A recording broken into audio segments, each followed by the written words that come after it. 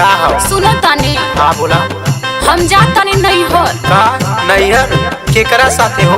भैया के और केकरा साथे? रहा अकेले अब घरवाए राजा, रहा अकेले अब घरवाए राजा। हम जात बानी नैहरवाए राजा, हम जात बानी नैहरवाए राजा। अच्छा ये बताओ कि जब जाए के रहे त काहे नशा धरब? केथुआ के हो? आदत धारा के करे ठीक नहीं, आदत धारा के करे ठीक नहीं।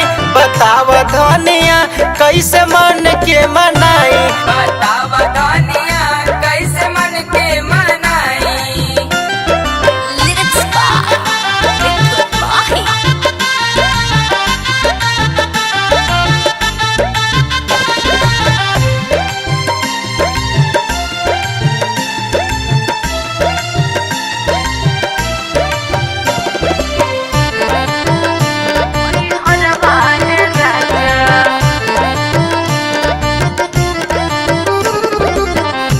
माई कहिए से बुलावतिया, जाके तनी भेंट कोली। रुआ तले जैते रह गईनी। फोन करी हाँ तो हम बतियाए, फोन करी तो हम बतियाई। 4 दिने में वापस आ जाए, 4 दिने में वापस आ जाई। फोन करी हाँ तो हम बतियाए। 4 दिने में वापस आ जाए। लुटला तू खूबे लोहरवाए राजा, लुटला तू खूबे लोहरवाए राजा।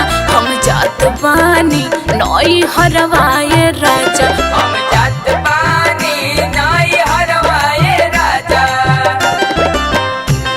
अरे तनी मान जा, हमरो तनी दिलवा के बतिया समझा। हाय सुना कैसे दिलवा के बतिया बताई, कैसे दिलवा के बतिया बताई। हमके कोरा में के हो सुताई, हमके कोरा में के हो सुताई। कैसे दिलवा के बतिया बताई। हमके कोरा में के हो सुताई। कितना बोला हम तोहे समझाई, कितना बोला हम तोहे समझाई। हमारे धनिया कैसे मन के मनाई? बताव धनिया कैसे मन के मनाई?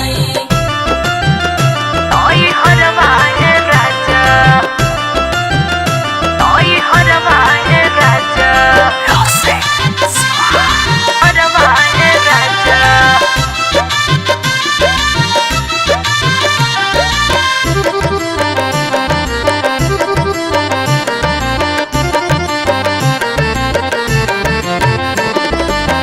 तनी अकेले रह के मजा ले ला, साथ में रह के तो लेबे करेनी। अब रहा अकेले ए राजा, अब रहा अकेले राजा। बड़ा दिहले बड़ा हमके साजा। बड़ा दिहले बड़ा हमके साजा। अब रहा अकेले ए राजा, बड़ा दिहले बड़ा हमके साजा। घूमे हाथ खूबे बहरवाए राजा, घूमे हाथ खूबे बहरवाए राजा। हम जात बानी नैहरवाए राजा, हम जात बानी नैहरवाए राजा। नैहर नैहर कैले बाड़ू, कौनो ऐसन बात तो ना हो। हमसे सहल न जाई दूरी, हमसे सहल न जाई दूरी।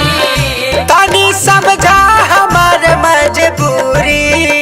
तनी समझा हमार मजबूरी। कि हमसे सहल न जाई दूरी, तनी समझा हमार मजबूरी।